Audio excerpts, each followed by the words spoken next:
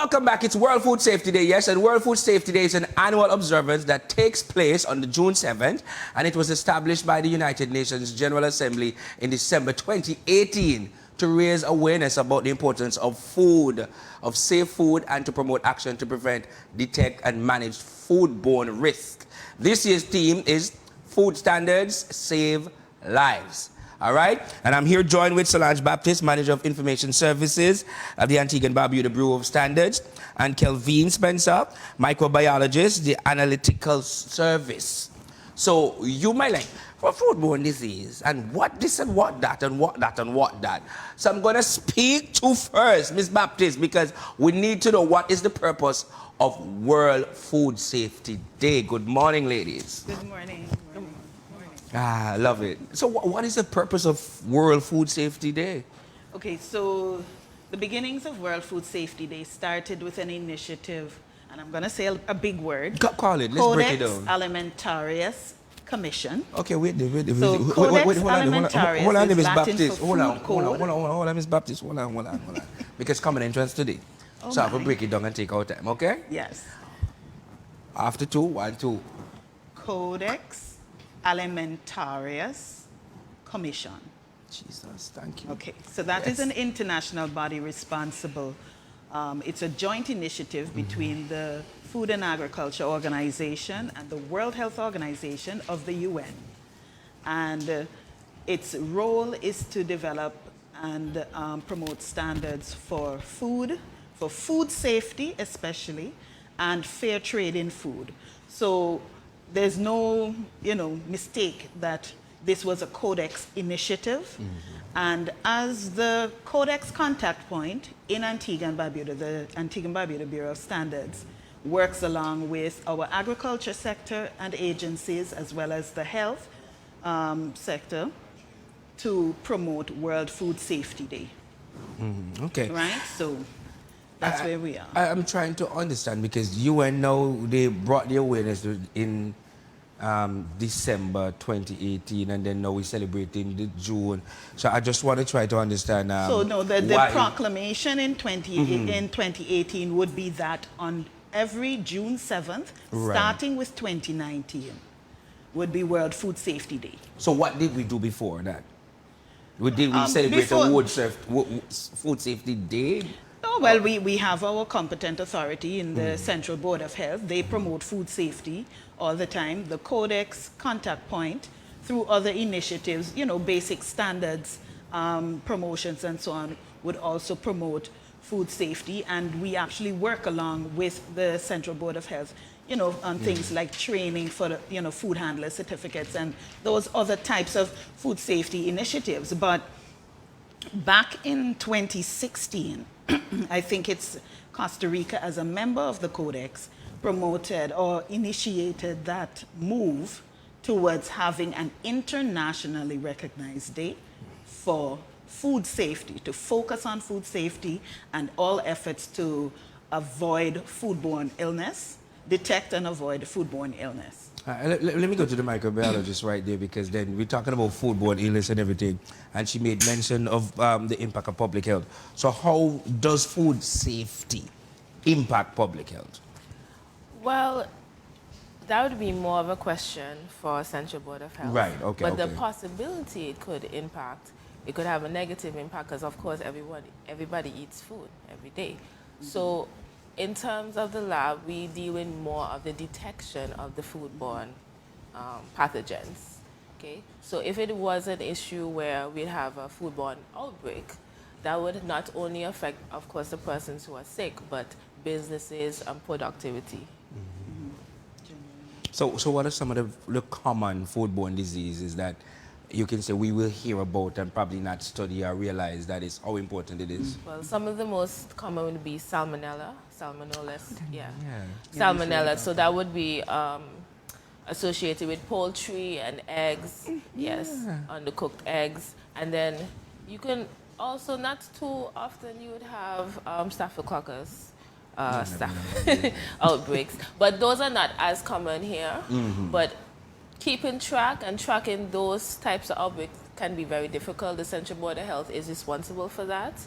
But when you hear about foodborne outbreaks is generally salmonella most of the times. And how can we do things to prevent that from happening? How do we start from your point of view? Well, it always starts with the person's, well, everybody is responsible for food safety. Yes. And so it starts with, the individual. And so there's 4 things to keep in mind, what I call the 4 C's. Well, not I call, what they have 4 C's. Right. You have cook, clean, cross-contamination, and chill. So when you are preparing food, the area that you're preparing the food must be clean and sanitized. When you have raw foods and cooked food, they should be separated to prevent cross-contamination. When you are storing food, it must be stored at the appropriate temperature. And when you're cooking food, it must be cooked to the appropriate temperature to kill any pathogens. Oh, I love that. Now, when I hear about the Bureau of Standards when it comes to food safety, I'm thinking about the FBI dealing with crime. And that's how I have it. So y'all have to deal with that in a different way. So my thing is, what role should the food industry play in ensuring food safety? Because we know you have to have your food safety, your handler's Food handler like certificate. certificate and everything. But at times we'll still see things on social media. We'll go out and we see people handling food in a different way. Sometimes you will get food from somebody, it's cold. You feel a type of way. These are the simple things. But then we don't say anything because we might know you. I mean, know you're cool and you do what you do.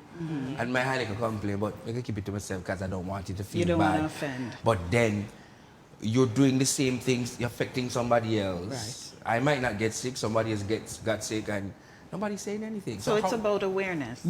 Right, so how It's do we about know as the awareness. public and the food handler, how do we deal with each other, making sure everybody is safe? Okay, well, I would want to say this is yet another area where we can speak about being our brother's keeper, right? As Ms. Spencer mentioned earlier, it really starts with personal responsibility. And I wanted to just bring a few stats that the World Food Safety Day Guide, presents for us. It says that there are over 200 diseases that are caused by eating contaminated food. They say in terms of who it affects, children under 5 make up 9% of the population, but they carry 40% of the food-borne disease burden, right? So when you speak about what are we supposed to do, just do the right thing. We learn, that's what the food handler certificate is for, and that is why you have to renew it every year or every 2 years. Yes. I think it's every 2 years. It's a matter of just constantly being aware of what the right thing is and practicing it, right? So where the Bureau of Standards comes in is just that. We're talking about standards, food standards save lives, right? The matter is use and application or implementation of the standards. When we're talking about the food production, you're talking about good agricultural practices that need to be applied from that point. I mean, you would have agreed that we've heard about salmonella outbreaks. Of course. We've heard about possible recalls and so on. E. coli is another popular foodborne pathogen. Then you also have, Ms. Spencer mentioned Staphylococcus. That is actually something that comes from human skin. Yes, staph infection. The staph, right, yes, okay. Yes. Right, so that is where the issue of personal hygiene really comes into play. So you would note it is a matter of knowing what standards are there. Now, the Codex Alimentarius, International Food Code, they produce standards. These standards are free for everybody's reference. They also promote something called the 5 Keys of Safer Food. That is something we can always just look up online, and it falls in line with the 4 C's that Ms. Spencer mentioned. And so we promote, the Bureau of Standards will promote the 5 keys. We will promote food handler certification and training. We would constantly provide, if persons desire these resources, we can point them in the direction of the resources, whether you want to print a poster, for example, to put up in your business place to remind your staff about the steps for proper food handling and so on, the temperature controls that should be maintained. You asked about what we can do. What can food handlers do? Now, food handlers, I believe, should really try to stick as much as possible stick to the, if you want to say, the food temperature controls especially. That is especially one of the things, and in terms of handling the timing in which you handle things. Now, for example, you might buy a plate of food, but you're not going to eat it right away. Somebody called you on the phone, or someone has come to your desk and you need to attend to them, and you put it beside you there. In a matter, but comes to the end of the workday and it's still there. How many hours has passed since it sat there? No, you don't know how many hours it might have been at the food handler. Yes. Listen. Food is not to be consumed outside of the controlled temperature over 4 hours. I'm sure you both y'all will hear the term when they say, oh, if you're talking chang. Because Okay. sometimes you purchase the food, you're so busy, you're talking about putting that in there, sometimes you have it in the vehicle. And only how we will heat it up is if it's a boat water or something. But you have folks who just take up that and still go through. I'm guilty of that sometimes. And I think I got sick from the potato salad and left it in the vehicle lock up. You go do it, you come back, and you just go eat. And in these temperatures, yes, that's actually something that's actually really common. I could say that there was a time for the lab, somebody bought they had they left the food in their vehicle. They thought the business was the cause of the food poisoning. You know, so it is really, you're not paying attention. So it's really that's where the pay attention personal responsibility. It also, the personal responsibility as well. That's very important. So would y'all say personal responsibilities is one of the challenges that we're facing? Definitely. And what about some of the other challenges that we're facing when it comes to food handling and food safety?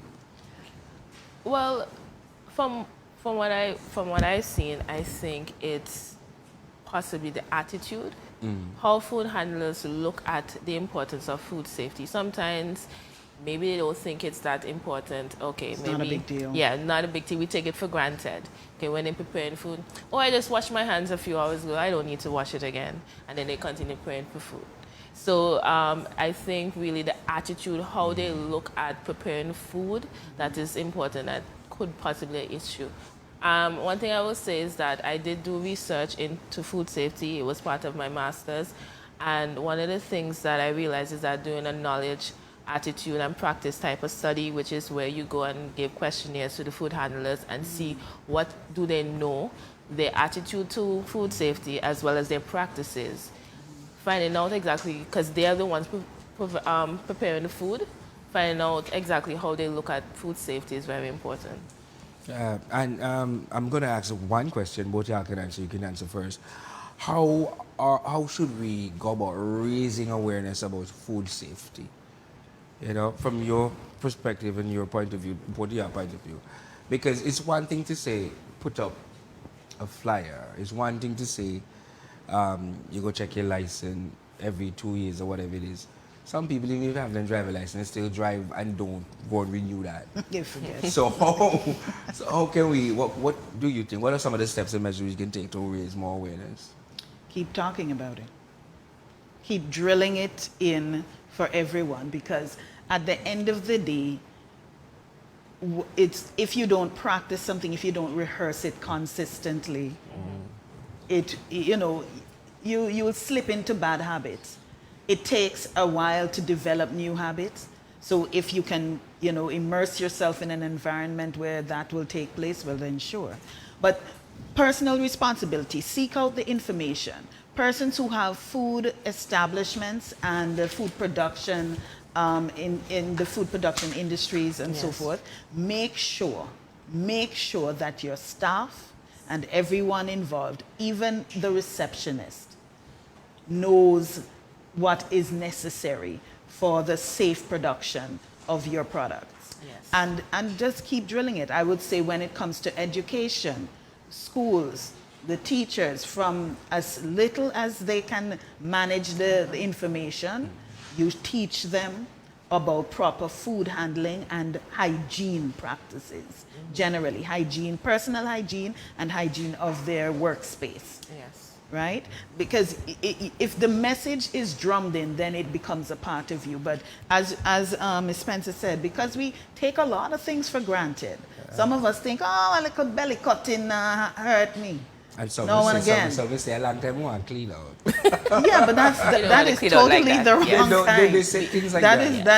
That is not what Not you the way. really want. You know what one of the popular things You don't know is? what toxins are still in your Exactly. body. You go and you say, oh, if the partner black, that means the food not taste good. So even though you go and you're clean and you're clean, yeah, push your food can't go. And these are the things I hear. One person say, oh, What? if you don't fly or follow, that doesn't mean they're good. These are the things you do here. I'm telling you. But raising awareness is one thing and everything, but we Flies have love to do. intimacy, not the kind that we need. Listen, we know how it is, right? We might know how it is because we study certain things and look at certain things. You understand? Or something might happen that you have to get a wake-up call, you know? Yes. So, but Yeah, but it's for us to just take every opportunity to be informed, to be educated, to be aware, and practice it. Practice it. Change your own habits. true. Change your own habits. Start with yourself. Start with the man in the mirror, as we would say. Start with yourself. Change your own habits and do the right thing.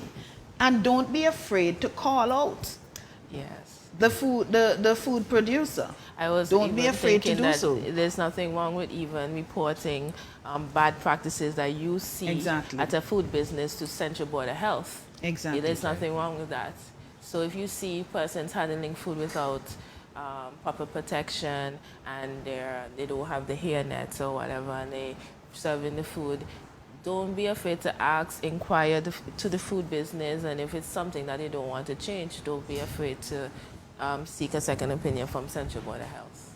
All right, so these are the things that we should, steps and measures we should take. But it starts with you Yes. taking that personal step first. Yes. And don't be afraid, because friends are family. If I may borrow that term, the life you save may be your own. Might be your own indeed, because this batch might good for everybody, but not good for you. And remember, elderly and children Children, immunocompromised, they are extremely vulnerable to illnesses. So something for you to go and to report or say something, okay, it will go very far. Well, ladies, thank you. I mean, I've been speaking to Solange Baptist, the Manager of Information Service, Antigua Barbuda Bureau of Standards, and also Kelvin Spencer, microbiologist in the Analytical Service. And let me tell you, people, folks, oh, Lord have His mercy on my soul.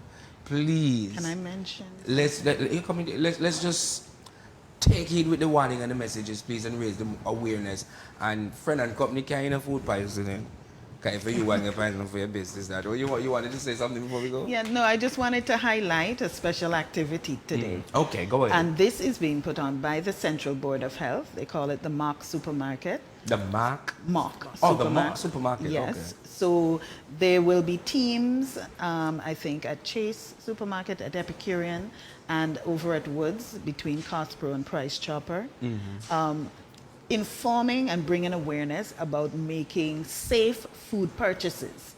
So I invite the public definitely to take full advantage of that opportunity. If you have a chance, you can swing by either of those venues between 9 and 12 today. Okay. We really want to support our Central Board of Health partners and, of course, support safer food and the health and well-being of all Antiguans and visitors here on our 268. And most definitely,